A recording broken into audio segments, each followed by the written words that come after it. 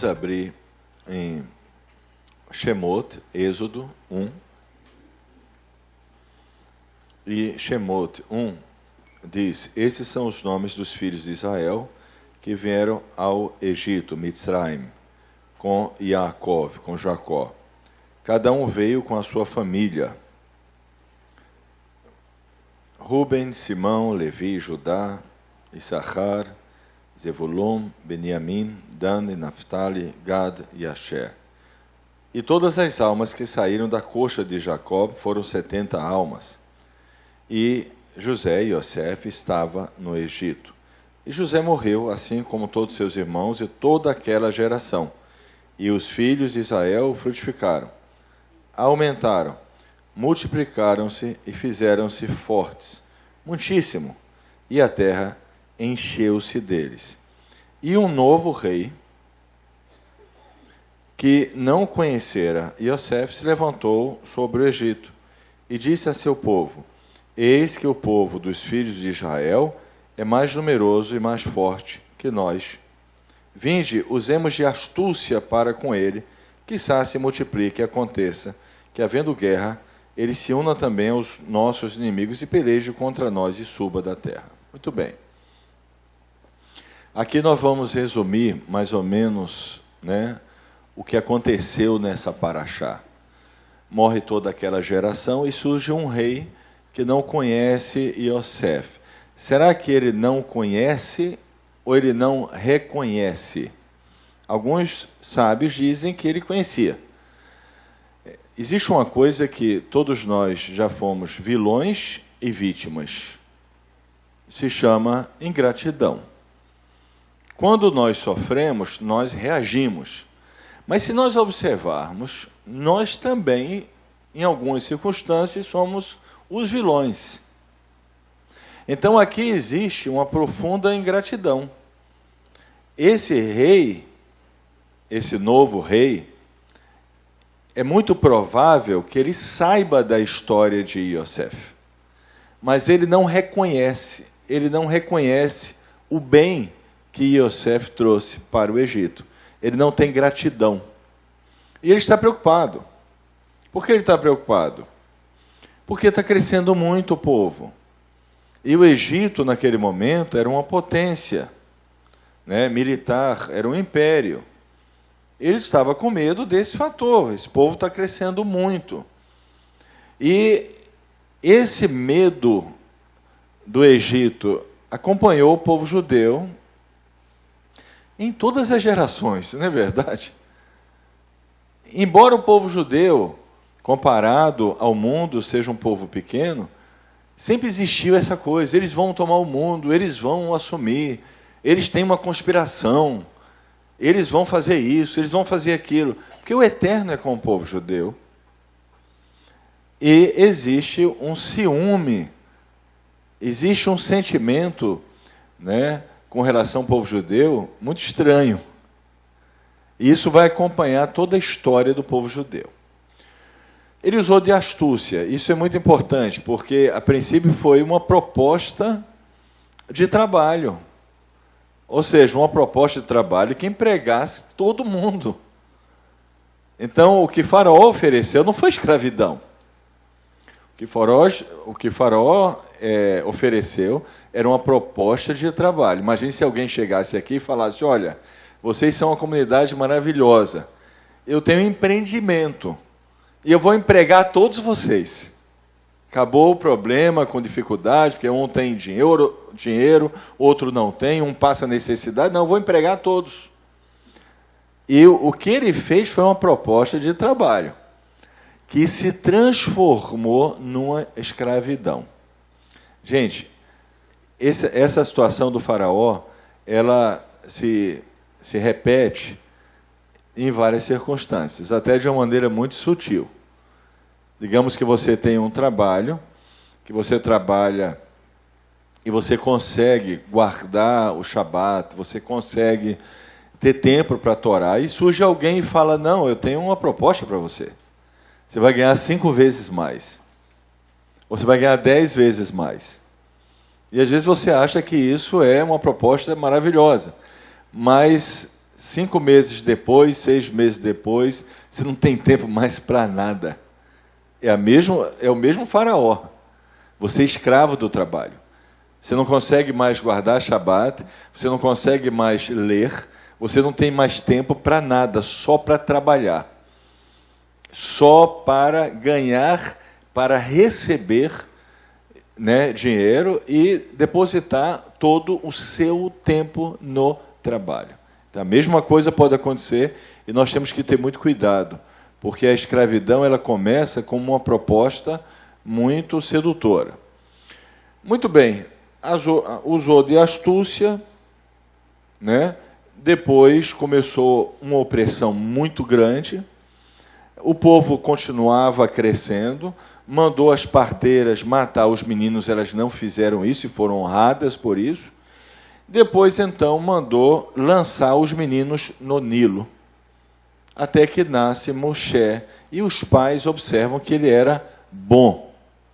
Então, viram algo nele. Alguns dizem que ele já nasceu circunciso, ele já nasceu, né, sem o prepúcio. Tem várias hipóteses sobre isso. Moshe é colocado numa cesta e levado para a maior quelipá, uma das maiores, né, quelipá que existia no Egito.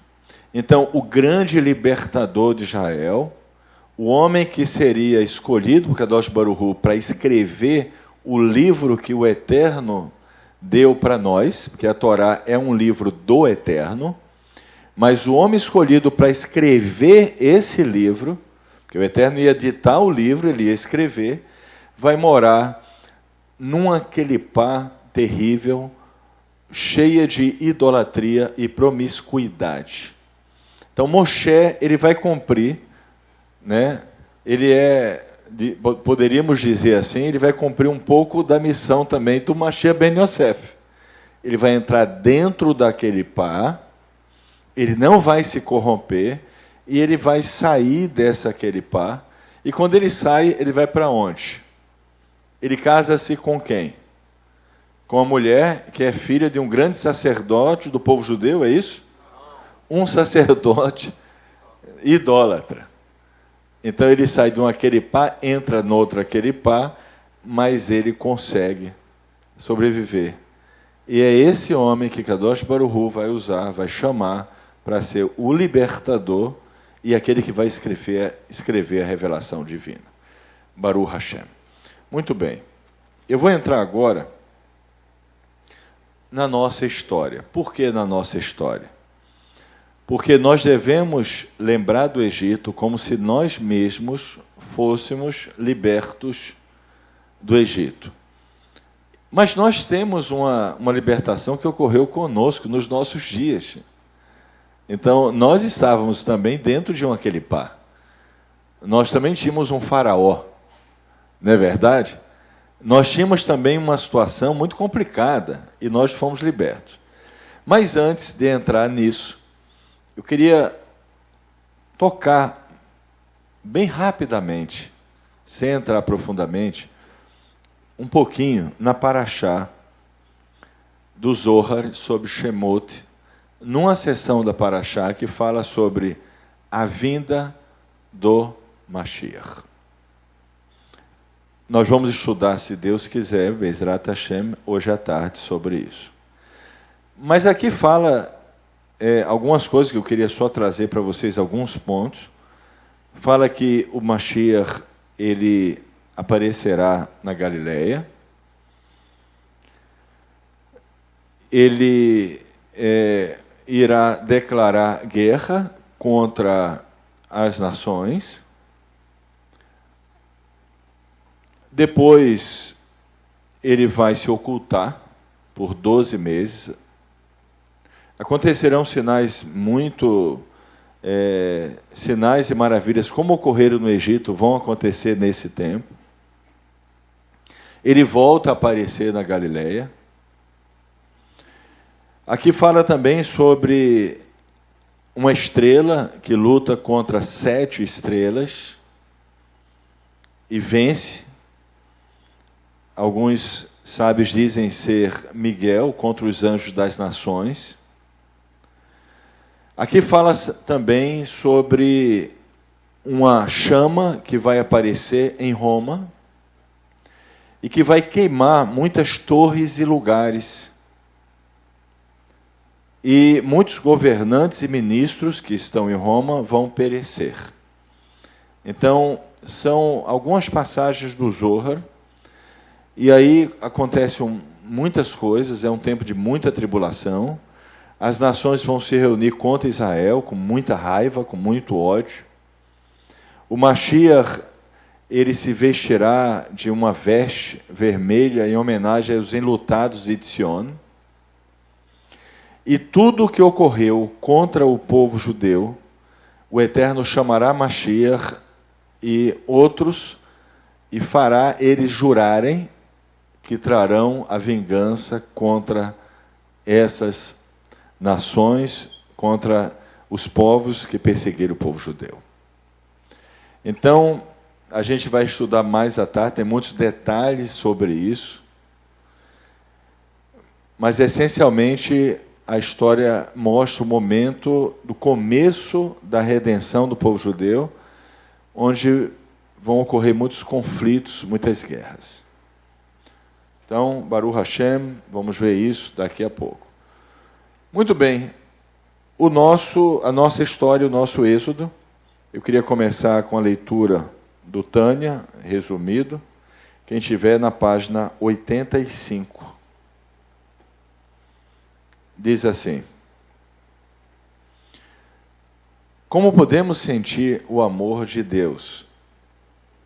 O amor que Deus nos mostrou ao nos libertar do Egito. Quando isso aconteceu tanto tempo atrás, como podemos sentir, né? O amor que Deus nos mostrou ao nos libertar do Egito, quando isso aconteceu tanto tempo atrás. Sempre que a alma vai além do corpo, por meio da Torá e mitzvot, é uma libertação. Em cada geração e a cada dia, cada um deve ver a si mesmo como se tivesse saído do Egito. Em particular, no momento da leitura do Shema, onde declaramos que Deus é um. Isso como se Deus, Ele mesmo, tivesse se entregue para nós. E isso é como se fosse uma saída do Egito, uma mesma coisa. Na verdade, é como se Deus tivesse entregue a Torá para nós, pessoalmente. Esse é o sentimento que nós precisamos ter. Na página 83, diz: um grande rei entra no lamaçal para erguer um homem rude e desprezível. O leva ao seu palácio e ali demonstra grande amor por ele. Deus fez isso e muito mais por nós, quando nos tirou do Egito. Tem um modo simples e rápido para passar a ter o amor que está escondido no coração da pessoa. O momento especial para isso é quando falamos o Shema Israel e suas bênçãos. Assim como a água reflete um rosto. É da natureza da pessoa que, quando sente um grande amor vindo do seu amigo, retribuirá igualmente. Ainda assim, Deus escolheu o povo judeu e os tirou do Egito, o fim dos mundos e o pior lugar, cheio de impureza, Ele próprio, para que o povo se ligasse em Deus, juntando espírito, com 3 direções, direita, esquerda e meio, com bondade, severidade e compaixão. Gente, qual foi a nossa experiência? Nós não tínhamos a mínima condição de enxergar o que nós estamos enxergando hoje. Nós estávamos dentro de Edom, onde, naquela época, para nós, o Mashiach era Deus, Salvador, tudo para nós. Nós achávamos que estávamos completamente certos. Não enxergávamos absolutamente nada e muito menos a Torá. Até que uma luz brilhou na gente. O Eterno, ele abriu nossos olhos. Eu lembro que tudo começa com um vídeo que o Eterno colocou no meu coração para gravar um vídeo de 5 minutos. Na semana seguinte, mais um vídeo de 5 minutos. E desde aquela semana até hoje, todas as semanas tem um vídeo, não mais de 5 minutos. As coisas foram acontecendo de uma maneira impressionante. Cada um chegou aqui de uma maneira. Aí nós começamos a ler a Torá, mas não estávamos libertos. A gente viu Mashiach em todo lugar. Não sei se vocês lembram disso. A gente lia a Torá, a gente só viu Mashiach. Toda Parashá era o Mashiach, porque a gente ainda estava sobre aquela influência. Porque na nossa religião passada, o foco é o Mashiach. Mashiach é tudo. Mashiach é Deus, Mashiach é tudo. E nós estávamos apegados ao Mashiach como se fosse o próprio Deus. Então a gente lia a Parashá e a gente só viu Mashiach em todo lugar onde a gente lia. Quem lembra disso? Aí a Torá começou a ser revelada para a gente. E a gente teve aquele sentimento. E já não estou falando tanto do Mashiach. E nos sentimos mal. Porque a gente estava sobre aquela orientação de que tem que falar do Mashiach. E aí nós começamos a falar do Eterno, mas também do Mashiach. A gente dividiu. Era a segunda fase da nossa transformação. Até que nós começamos a praticar a Torá. E a Torá começou a fazer parte de nós. E a gente começou finalmente a conhecer o Eterno. E quando a gente começou a conhecer o Eterno, a gente começou a entender pouco a pouco que o Mashiach não tem que ser o foco da nossa vida espiritual. Que o foco da nossa vida espiritual é o Eterno. Não existe um livro falando só do rei Davi. Como o rei Davi é especial, não existe isso. Agora, nos Salmos, o rei Davi fala do Eterno e da Torá. E eu estava meditando sobre isso antes de preparar essa paraxá. E na era messiânica, o Mashiach será o rei sobre toda a terra. Quem será o foco? Como é que você pode provar isso? Os sábios dizem que Mashiach revelará os segredos da Torá. E que a terra se encherá do conhecimento do Eterno, como as águas cobrem o mar. E ninguém precisará ensinar a outro sobre o Eterno, porque todos conhecerão o Eterno. Então, na era messiânica, quando Mashiach estiver reinando, ele não será o foco, porque ele é um canal.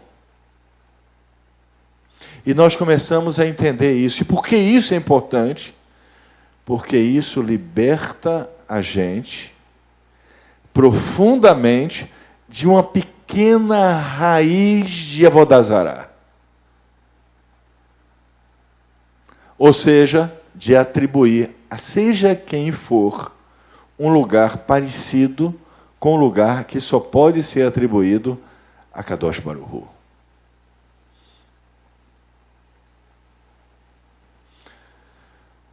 Quando chegar a era messiânica, Mashiach, e a própria função do Mashiach, qual é a função do Mashiach? Completar o trabalho do povo judeu. O meu trabalho, o seu trabalho, de todo o povo judeu. Cada um de nós fez um pouquinho, outros fizeram muito mais do que nós. Talvez nós fizemos muito pouco, mas ele irá completar isso e trazer a era messiânica.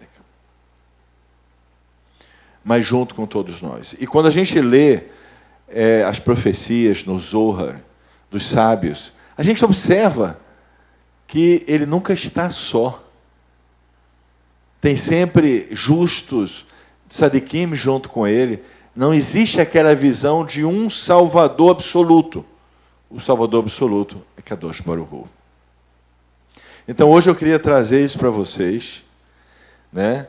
E a gente aprender ainda mais, a partir de hoje, a amar e se apegar ao Eterno como nosso Deus. A amar o Eterno de todo o coração, a ter uma fé no Eterno mais forte, a realmente adorar Kadosh Baruch Hu e se apegar a Ele, amá-lo, ter uma comunicação com Ele muito forte, o que liberta a nossa mente e o nosso coração de toda a vodazará. Porque nós nos apegamos ao nosso Criador, que dentro de nós existe uma semente divina que Ele colocou para nós nos relacionarmos com Ele. E eu quero trazer isso para vocês hoje. Só que não é fácil, a gente também passou as dificuldades, né? Com todas as dificuldades que nós temos, normais, nós temos os problemas da nossa vida, cada um tem seus problemas, na sua família, na sua casa, no seu trabalho, nós também tínhamos.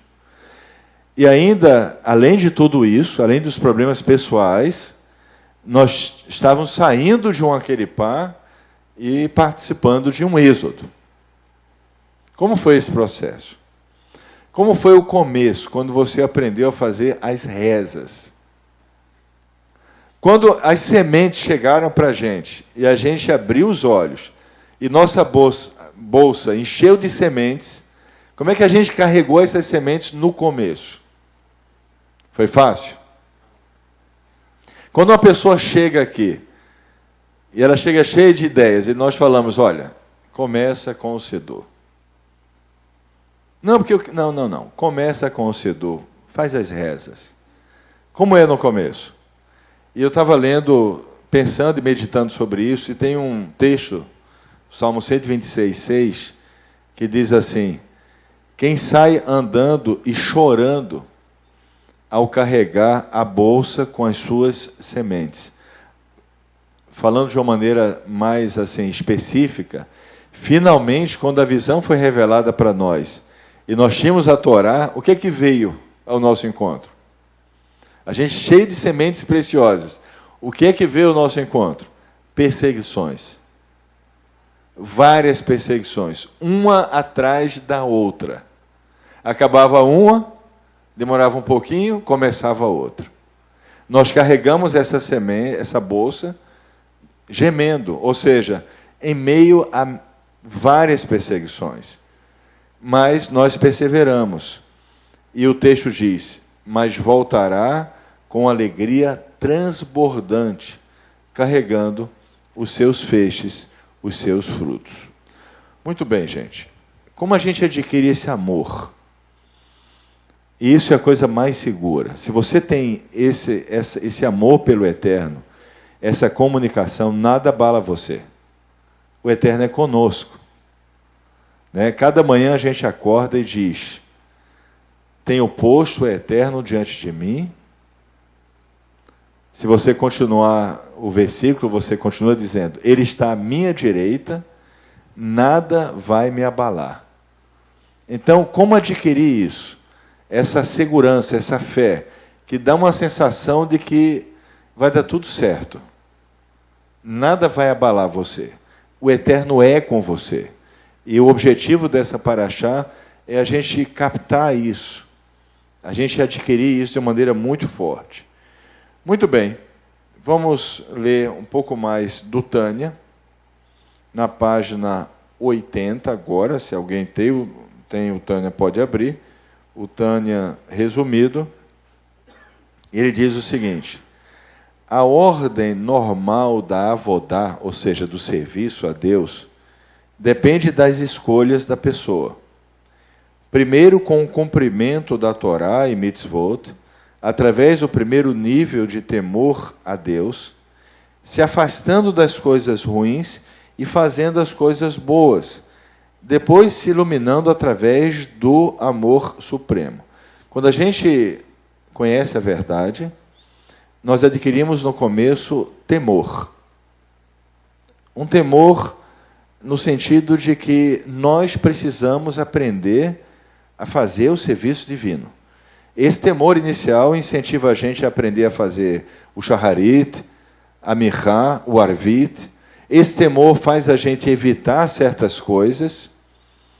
E, a princípio, nós não sentimos muita coisa. Ao contrário, a gente começa a fazer o shaharit e é difícil no começo. É verdade ou não é?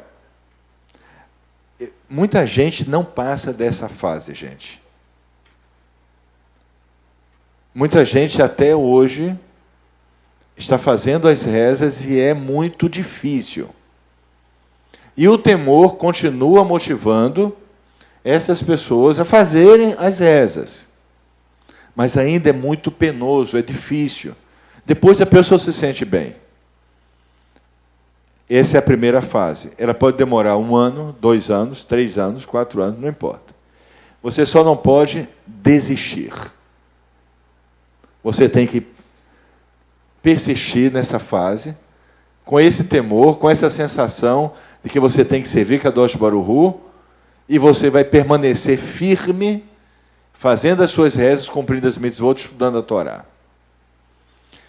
Não há muito sentimento, não há muita iluminação. Você não sente um amor tão grande pelo Eterno nessa primeira fase.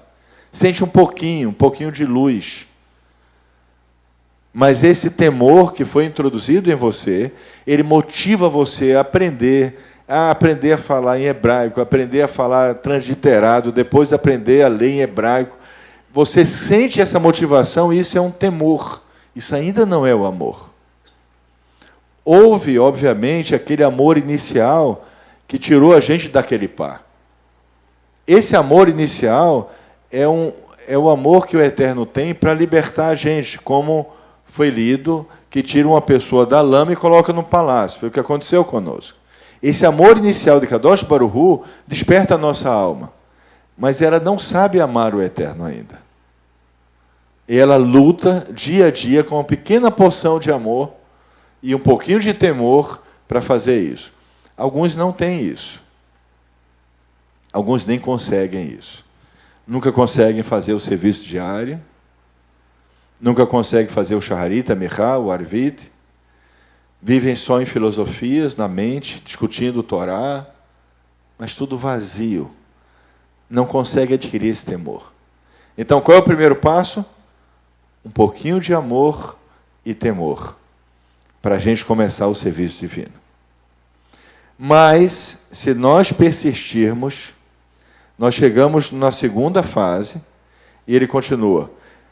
Esse nível de amor supremo, às vezes, não, um pouquinho mais na frente, mas a ordem do serviço divino correto, que depende da escolha da pessoa, é começar com o estudo da Torá e o cumprimento das mitzvot por meio da irá tata'á, antes e depois ter o amor.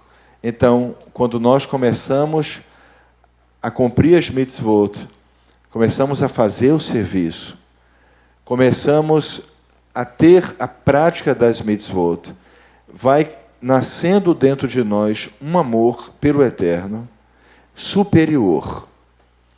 Esse amor é puro prazer. Aí você começa a se deleitar no serviço divino. Mas preste atenção, gente.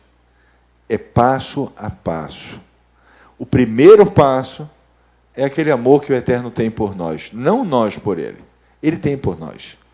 Ele tira a gente da lama, limpa a gente, coloca no palácio e coloca um pouquinho de temor no nosso coração. Aí nós temos que persistir, fazer as orações, fazer o serviço divino, cumprir as mitzvot, lutar. No começo é como carregar aquela bolsa de sementes, chorando e gemendo. A gente começa a fazer as rezas, é 15 minutos, parece que é 1 hora. Antes de começar, a gente reluta para começar a fazer a reza. Parece que vai demorar 2 horas. É 15 minutos. Mas é difícil. facilmente a gente esquece de fazer a mirá no começo, que dura 15 minutos. Mas nós persistimos, nós continuamos, e nós começamos a estudar a Torá, e nós lutamos para estudar 15 minutos por dia, às vezes é difícil. Até que a gente vai adquirindo, com a prática da Torá, um sentimento de amor superior. A nossa alma, ela começa a se ligar ao Eterno, e ela começa a amar o Eterno. E o que é que isso faz na nossa vida? Qual é o efeito disso? O efeito disso é que esses problemas pessoais que todos nós temos, as frustrações, decepções, a ingratidão que nós achamos que as pessoas têm por nós, mas nós também somos os vilões em várias situações também, e os conflitos, dificuldades, eles começam a se tornar pequenos, porque o amor de Kadosh Baruch Hu começa a crescer dentro de nós, e a gente tem uma sensação de que o Eterno é conosco, que apesar de todas as circunstâncias, Ele está conosco. Nós não estamos sozinhos. Mesmo que as coisas aconteçam, que coisas muito desagradáveis conosco, nós temos agora um lugar onde a gente pode ir a qualquer momento do dia e sentir paz. A gente pode falar, o Eterno é comigo, Ele está comigo. Se você está no avião e o avião vai cair, o Eterno é com você. Se você está numa situação difícil, o Eterno é com você. Você começa a sentir amor pelo Eterno. Gozo, puro amor e prazer. Você começa a fazer as rezas e elas não são mais aquela coisa difícil. Elas começam a dar prazer para você. Você começa a estudar a Torá e os seus olhos abrem. E você começa a sentir literalmente prazer espiritual.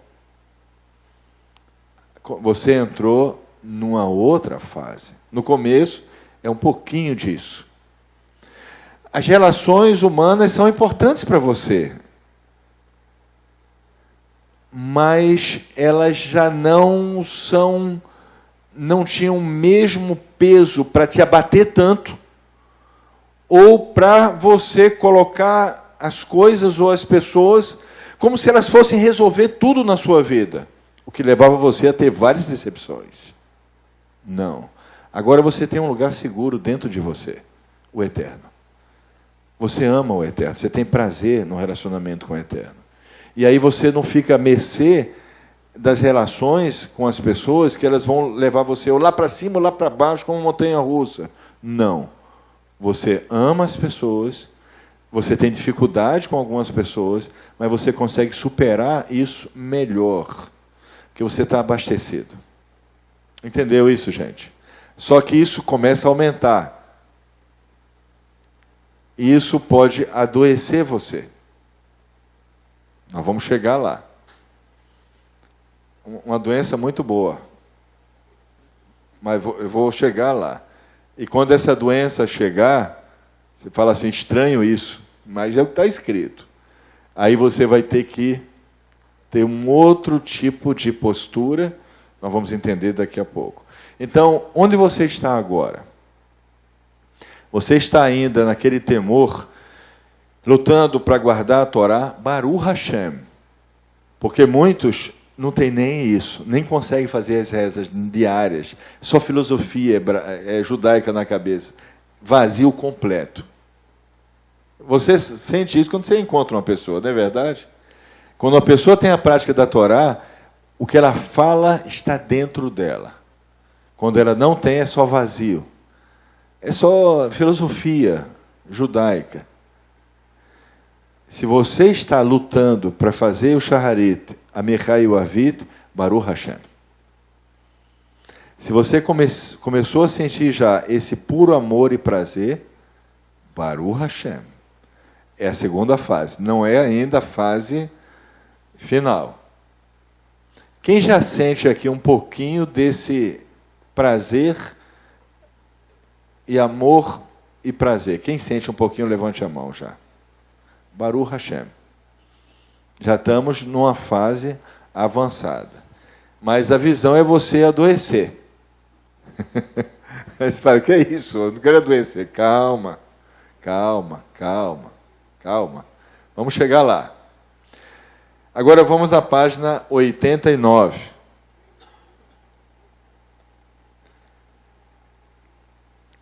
Diz assim: tem um outro amor maior que esse. Então, esse amor que a gente começou a sentir é muito gostoso, é muito bom.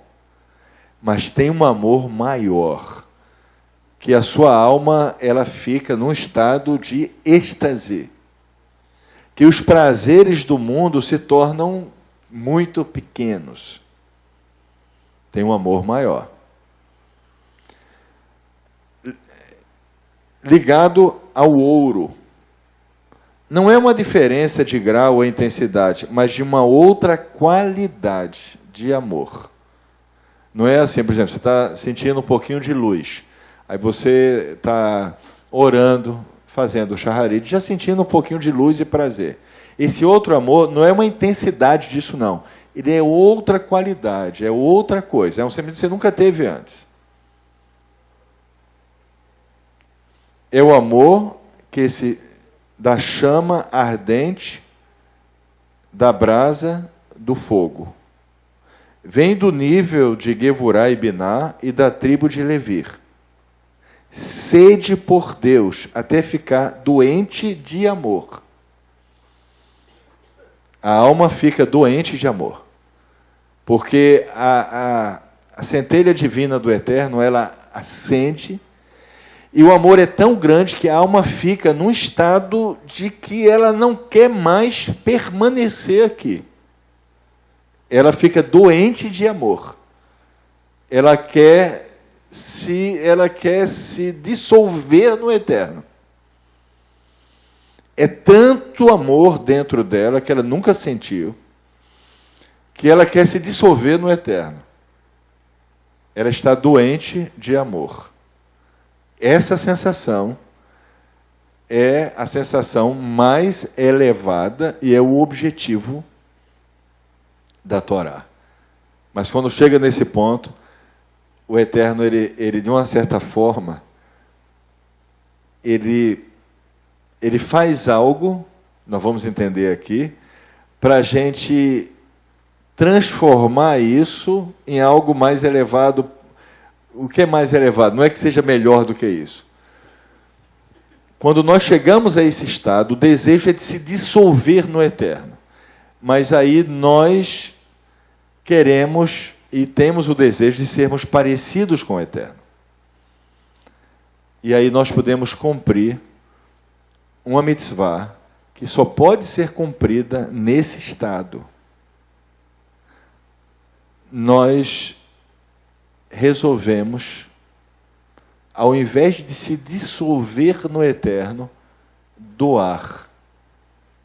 E nós podemos cumprir uma mitzvah nesse estado, só nesse estado, de maneira plena, que é amar o próximo como a nós mesmos. Ou seja, nós pegamos esse amor que está dentro de nós e nós começamos a distribuir para as pessoas e diminuí-lo, amenizando esse desejo nosso de se dissolver no Eterno. Ele continua. Como servir a Deus quando a alma quer desaparecer dentro da divindade? Você começou com aquela dificuldade, os 15 minutos da Mihá. Depois surgiu um pouquinho de amor. Você começou a sentir prazer, puro prazer. Chegou uma hora que o amor é tão grande que você só enxerga o Eterno. As pessoas ao seu lado vão olhar para você e até achar estranho, porque você está em profunda meditação e você não quer sair daquele estado. Mas aí diz, somente desistindo, renunciando, e voltando para esse mundo. Aí você chega nesse estado, e quando você vai se dissolver, você renuncia, e você volta para esse mundo para estudar a Torá e cumprir mitzvot aqui dentro do corpo. Isso é o significado que contra a nossa vontade nós vivemos, para revelar aqui nesse mundo a vida da vida, a força divina que dá vida ao mundo. Aí quando nós chegamos nesse estado, nós renunciamos e nós podemos de maneira plena cumprir essa mitzvah de amar o próximo como a nós mesmos, porque o que está dentro de nós é algo que nós podemos dar para as pessoas. E quando nós fazemos isso, nós diminuímos a quantidade desse amor, nós voltamos para o corpo, nós vamos cumprir as mitzvot, vamos cumprir a Torá, mas com uma sensação que nós nunca tivemos antes. O amor é tão grande que queremos ser um com o Eterno, mas entendemos que a maneira de permanecer nesse amor é sermos mais parecidos com o Eterno, ou seja, doando aos outros o que agora temos em nós mesmos. Agora vamos abrir no Caminho de Deus, de Moshe Chaim Luzzatto. A gente, para ter uma ideia, Moshe Chaim Luzzatto e muitos outros homens muito elevados, eles morreram cedo. E por que eles morreram cedo? Porque essa sensação foi tão grande que eles derramaram o que eles puderam derramar. Mas o desejo da alma deles era tão grande que não tinha como permanecer aqui. Então, o que é que eles fizeram? Eles derramaram. Imagine uma pessoa com 14 anos. Moshe Chaim Luzzatto com 14 anos. O que é que ele tinha com 14 anos? Gente, nós temos algumas partes do Talmud aqui, não temos? Já em português? Ele tinha todo o Talmud decorado. Com 14 anos. A Midrash, e todos os clássicos da Kabbalah na mente dele. Tudo isso na mente dele. Com 14 anos de idade. Então, obviamente, algumas almas alcançaram isso, porque já vieram, de uma certa forma, numa outra configuração. Nossas almas, gente, eu vou dizer uma coisa para vocês. Nossas almas, de onde nós saímos, já alcançaram muito. Vamos alcançar mais, mas nós já temos um progresso maravilhoso. É verdade ou não é? O que nós temos hoje já é algo maravilhoso. O objetivo dessa paraxá é a gente alcançar um nível mais elevado. É nós não nos acomodarmos. E não achar que o que você tem hoje é tudo. Não é. Não é tudo. Mas, se aquele amor inicial veio... Não foi de graça, não. A gente já leu sobre isso. O Eterno verifica na terra quem está buscando Ele. Não foi de graça, não. A gente estava buscando Ele.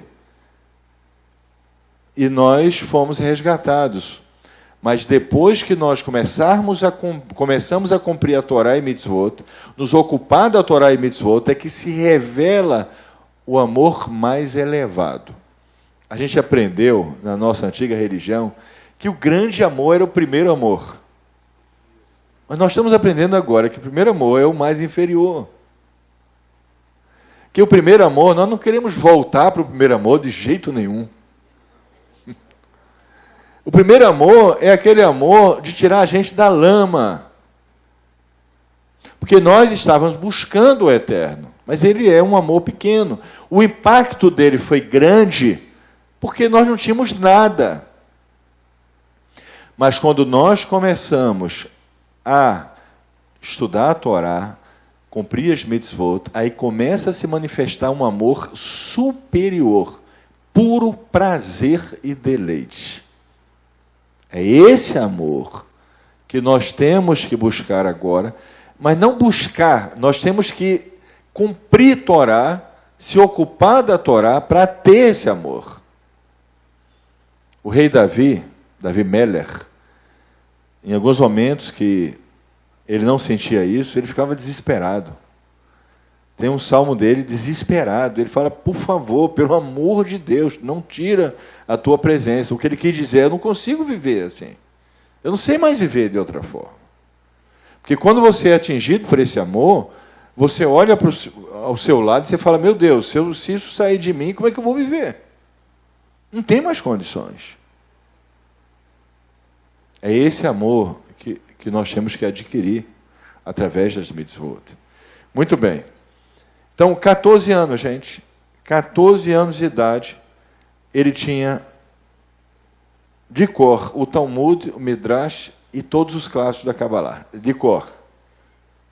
Na mente dele. Aí você fala, puxa, isso é uma meta muito grande. É bom ter metas muito grandes, porque a gente estica um pouco.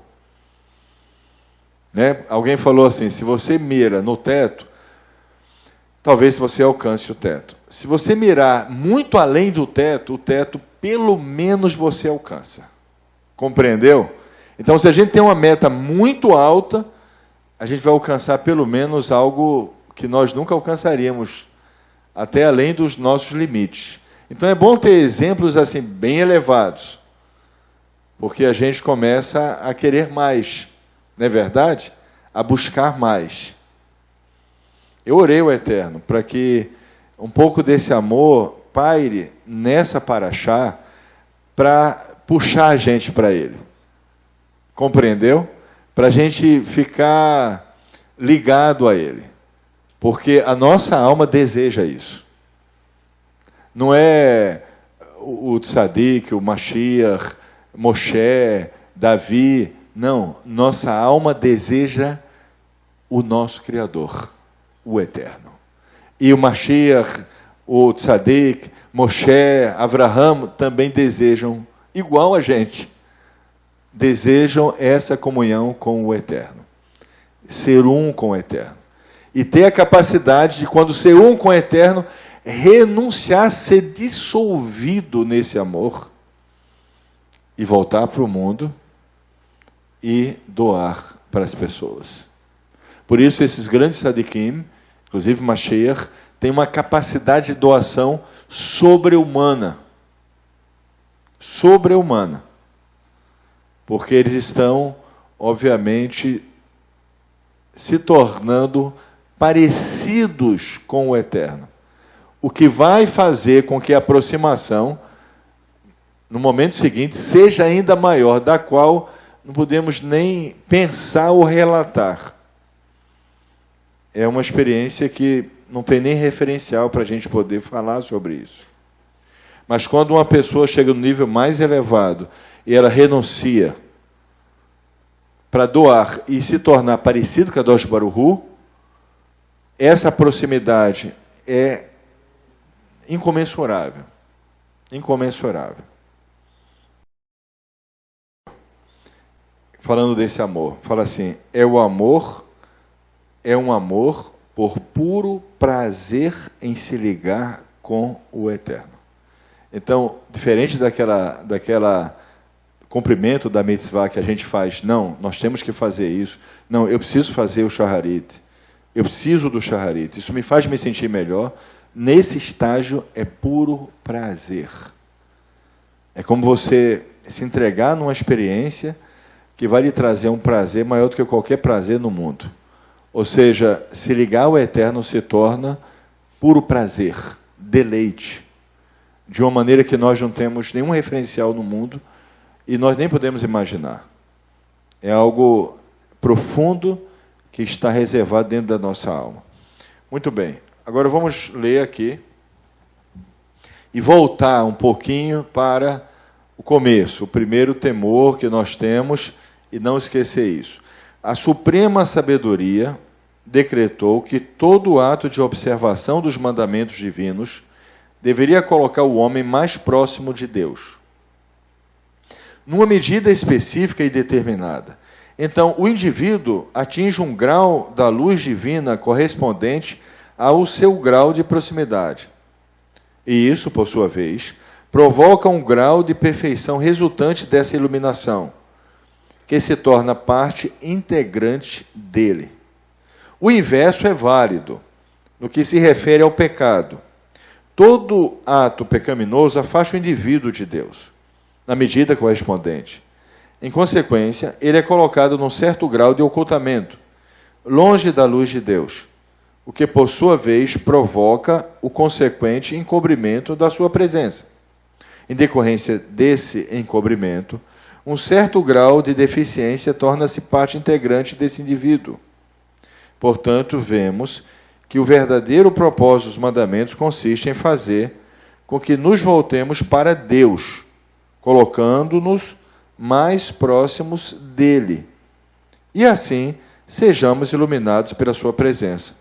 De maneira similar, evitar o pecado nos permite evitar assuntos que nos levariam para longe de Deus, e esse é o verdadeiro objetivo de todos os mandamentos. Baruch Hashem. Agora eu queria que vocês abrissem o Sidur nas orações que antecedem o Shema. E quando nós recitarmos o Shema, nós vamos lembrar disso.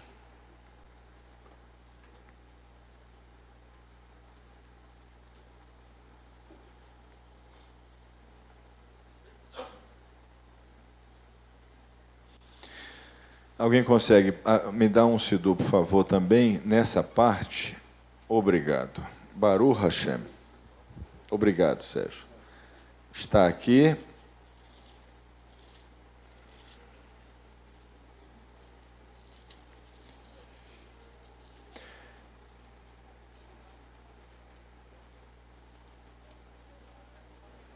A gente abre, né, primeira bênção que a gente faz está na página 57, e nós dizemos, Baruch atah Hashem, Elokeinu melech haolam. Bendito sejas tu, eterno, nosso Deus, Rei do Universo. Aí nós dizemos, Yod Ser Or. O que significa Yod Ser Or? Que formou a luz. Isso aqui fala sobre o Tzimtzum. Quando Kadosh Baruch Hu, ele comprimiu, contraiu a luz e lançou um raio de luz, com começo e com fim, comprimido, contraído. E aí ele continua. Uvore Rocher. E criou a escuridão, para que esse raio de luz refletisse num espaço, o que é a escuridão, ocultamento da luz. Então ele criou um espaço onde a luz foi ocultada, ou seja, ele criou a escuridão, ela não existia, porque tudo era luz. Então ele cria a escuridão, ele oculta a luz, e ele forma a luz, ele canaliza um raio de luz nesse espaço onde ele ocultou a luz, na escuridão. Aí ele continua, Uvorer Rocher, Ose Shalom. O que é Ose Shalom? Ele faz a paz. O que é a paz? A ordem. A paz existe quando todas as coisas estão em ordem. E elas funcionam bem. Ele cria uma ordem, ele cria filtros, ele cria as sefirot, que vão receber essa luz e criar um mecanismo da criação. Ele cria filtros, mundos e recipientes. Ele faz a paz. Ele cria um mundo, uma existência, onde essa luz chegará a cada lugar da maneira determinada por ele. E ele continua, Uvore et Hakol. E então ele cria todas as coisas. Através desse raio de luz, através da escuridão, do ocultamento da luz, através de uma ordem que ele estabelece, ele cria todas as coisas. Então, esse é o primeiro ato de Kadosh Baruch Hu. Aí nós continuamos a reza e chegamos numa oração importantíssima. Ahavat Olam. E ele diz, Ahavat Olam Ahavtanu. Ou seja, ele, com amor eterno nos amaste. Esse é o primeiro amor. Com amor eterno nos amaste, eterno Deus nosso, e com grande e excessiva piedade tivesse compaixão de nós, nosso Pai, nosso Rei, por amor do teu grande nome, por amor dos nossos pais que confiaram em ti. Esse é o primeiro amor. O eterno, com muita compaixão, ele nos amou e nos tirou da cegueira espiritual, do Egito, do seja o que for, de Edom, do que for. Ele nos tirou da escuridão, com amor muito grande, com muita compaixão. Depois que ele nos dá esse primeiro amor, aí nós vamos para o Shema. E o que nós aprendemos no Shema? Ouve, Israel, o Eterno é o nosso Deus, Ele é um. Aí nós conhecemos o Eterno. E ele diz, só depois, e amarás o Eterno de todo o teu coração, com toda a tua alma, com todos os seus recursos. E quando nós lemos o Shema, o que é que nós aprendemos? Como é que nós amamos o Eterno? Através das mitzvot. Colocando a mezuzá, colocando o tefilim, colocando o tzitzit, lembrando das mitzvot, e ele fala, agora aprenda a me amar, e você me amará agora de uma maneira superior, através da minha Torá, através das mitzvot. É como se o Eterno dissesse, eu te dei um pouquinho de amor, você já se deleitou nele, abriu os olhos, saiu da lama, se vestiu, agora você está num outro nível, agora eu quero ensinar a você um amor superior. Você vai me amar de todo o coração, com toda a alma. E a gente pergunta, como Eterno? Nós não sentimos isso. Ele fala, através da minha Torá, através do tefilim, através da mezuzá, através de cada mitzvah. É só você praticar e elas vão levar você a esse amor. E você vai aprender a me amar. O Eterno precisa ser amado? Mas quando ele fala, me amarás, por que ele fala isso? Para nos colocar numa posição onde ele pode nos amar de uma maneira sobrenatural. Ele quer nos colocar numa posição onde ele vai nos conceder puro amor e prazer. Aí nós vamos sentir aquele amor sobrenatural e até a gente ficar doente de tanto amar. E aí ele vai falar, agora você renuncia e vai doar para outras pessoas. Você vai amar o próximo como a si mesmo. Eu não posso amar o próximo como a mim mesmo se eu não sei amar o Eterno. Ninguém sabe amar o próximo como a si mesmo. Todo mundo vai preferir a si mesmo, é claro. Todos nós somos egoístas. Todos nós pensamos primeiro em nós mesmos. Todo mundo está pensando em si mesmo. Você está numa multidão, preocupado se seu cabelo, se sua roupa, você só pensa em você. Todo mundo gira em torno de você, de mim, de nós. Nós somos egoístas, naturalmente. Então, como é que eu vou amar o próximo como a mim mesmo? Não tem como, a menos que eu seja contagiado por um amor tão intenso dentro de mim, que é proveniente do meu relacionamento com Kadosh Baruch Hu. Gente, para nós concluirmos, lá atrás, a gente aprendeu um monte de conceitos errados, mas com um pouquinho de centelhas de luz que a gente foi captando aqui e ali, e nossa busca, o Eterno nos amou, o Eterno é conosco. Senão a gente não estaria aqui hoje. Algumas pessoas que nos conheceram no começo, chegaram nessa sala aqui, até o Marcelo citou certa vez, né, Marcelo, e outras pessoas, com 15 pessoas, com 10 pessoas, era o que nós éramos. E fazendo mudanças enormes. Como hoje, do mesmo jeito. Às vezes, nem as 15 pessoas aguentavam. E havia modificações e modificações, mas o Eterno era conosco e é conosco. E nós fomos nos libertando, entendendo melhor, e agora começou uma nova fase, onde o Eterno quer nos ligar a Ele de uma maneira mais profunda, mais iluminada. Quando você alcança, e aqui explica isso aqui, você fala assim, eu estou sentindo a luz divina. Isso quer dizer que eu vou sentir ela com mais intensidade? Não.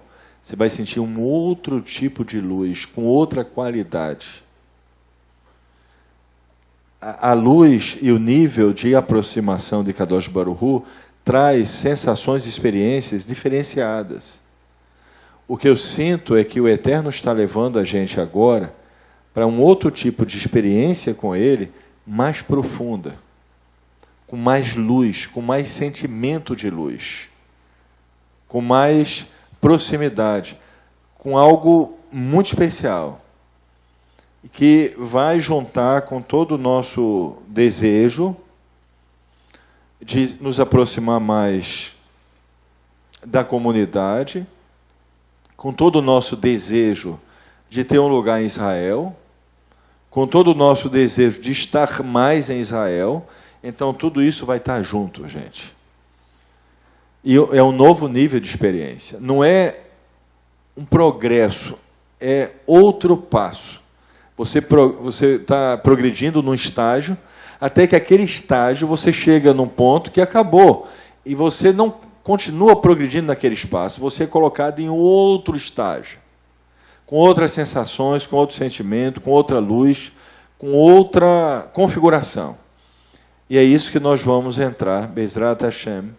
E essa paraxá de hoje, ela visa levar a gente a essa busca, levar a gente a essa meta, e não nos acomodarmos com o que nós recebemos até hoje.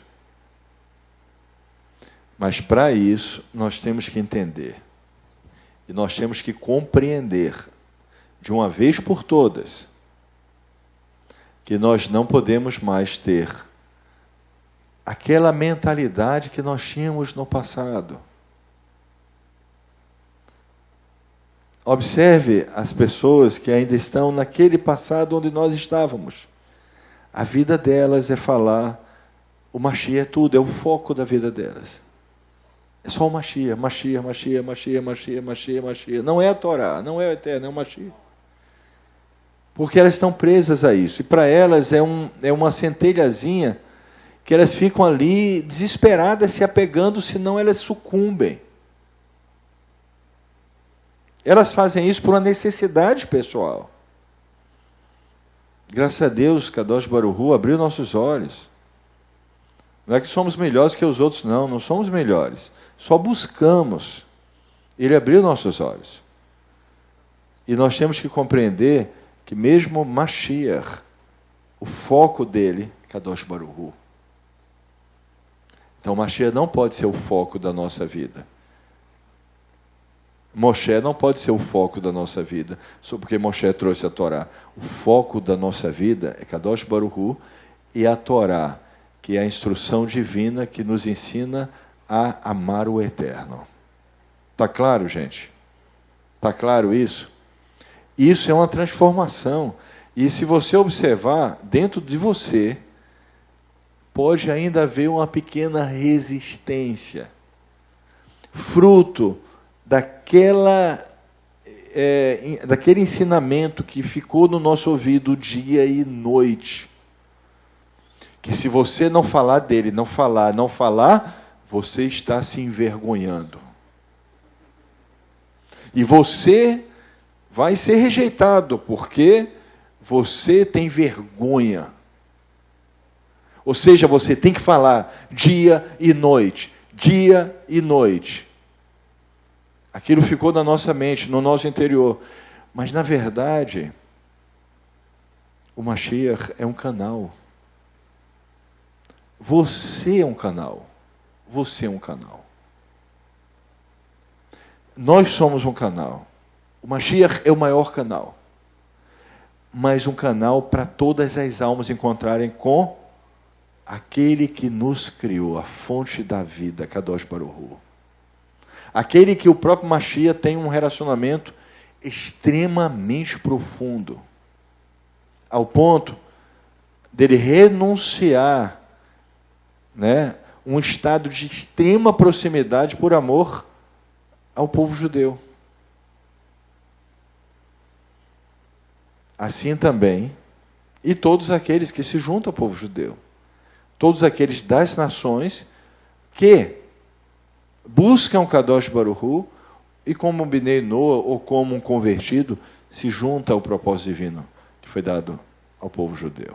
Então, essa é a nossa meta, mas tem que quebrar essa última resistênciazinha que ainda pode estar no fundo do coração de algumas pessoas, daquele medo de que se eu não ficar totalmente ligado ao Mashiach, eu estou errado. Porque foi ensinado isso. O Mashiach era, no passado para nós, a figura de um Deus, que o Eterno nos livrou, graças a Deus, dessa... Porque isso, na verdade, macula o Mashiach. A imagem do Mashiach macula a missão do Mashiach. Isso traz uma mácula, isso traz uma mancha, porque é Avodah Zará. A gente olha o rei Davi Meller, Moshe. Não existe um culto a Moshe. Segundo os sábios, por precaução, os anjos esconderam o lugar que Moshe morreu, o túmulo dele, para que não houvesse nem a possibilidade do povo judeu criar com relação a Moshe um certo apreço ilegal. Então, o túmulo de Moshe, ninguém sabe onde é. Os anjos se encarregaram de esconder isso, para que hoje não houvesse uma peregrinação ao túmulo de Moshe. Em razão dele ser uma pessoa de extrema importância, o próprio Eterno se precaveu colocando uma cerca para que não se criasse com relação a Moshe um apreço ilegal. Então, gente, o Eterno está nos chamando agora, nessa fase, para um relacionamento com Ele exclusivo. O mesmo relacionamento que Mashiach tem com Ele, que os Sadiquim têm com Ele, o Eterno quer que nós tenhamos com Ele. Nada vai abalar você. Nada, nada, nada. Baruch Hashem. Então, vamos meditar nisso, vamos pensar nisso e vamos ter essa meta.